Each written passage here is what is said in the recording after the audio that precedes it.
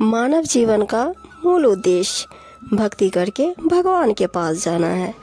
भक्ति करना बहुत जरूरी है, जैसे कि रोग नाश के लिए औषधि का सेवन करना अनिवार्य है, ऐसे ही आत्म कल्याण के लिए भक्ति करना अनिवार्य है। सतयुग से ही मानव भक्ति करता आ रहा है। उस समय कौन राम थे? श्री राम जी का जन्म त्रेता युग के अंतिम चरण में हुआ था और श्री कृष्ण जी का जन्म द्वापर युग के अंतिम चरण में हुआ था। आपका कहना है श्री विष्णु जी तो सतयुग से पहले के हैं और श्री राम जी और श्री कृष्ण जी स्वयं श्री विष्णु जी ही थे।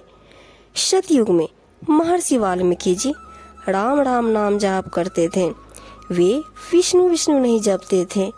इससे तो यही पता चलता है कि श्री विष्णु जी, श्री राम जी, श्री कृष्ण जी से भिन्न कोई राम है, अर्थात मालिक है। उस राम का जाप करना चाहिए, उसकी भक्ति करनी चाहिए।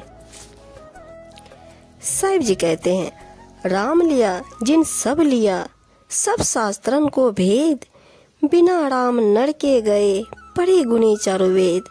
कबीर साहिब जी कहते हैं, जिसने शाश्वत सनातन अविनाशी राम को जान लिया, समझो उसे सभी शास्त्रों के भेद ज्ञात हो गए। जिसने उस राम को नहीं जाना, वह तो चारों वेद पढ़ कर भी संसार के जन्म मरण के दुख रूपी नरक में ही पड़ा रहेगा। जाकी पूंजी सांस है, छिन आवे छिन जाए, ताको ऐसा चाहिए रहे नाम लोलाए। साहिब जी का कहना है, जिनका अनमोल धन श्वास है और जिन्होंने यह अच्छी प्रकार जान समझ लिया है कि यह क्षण भर में आती है और क्षण भर में चली जाती है, तो उनको सतर्क होना चाहिए कि प्रतिक्षण सद्गुरु परमात्मा के नाम ज्ञान का सुमिरन करते रहे। राम जपत दरिद्र भला, टूटी घड़ की छान, कंचन मंदिर जारी दे, जहाँ न सद्गुरु ज्ञान।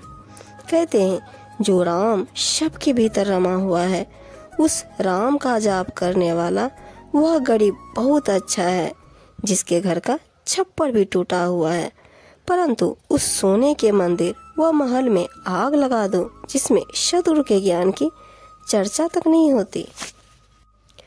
राम नाम निज औषधि, सद्गुरु दई बताए, औषधि खाए रूप पथ रहे, ताकि बेदन जाए। कबीर साहिब जी कहते, सद्गुरु वैद्य स्वरूप है।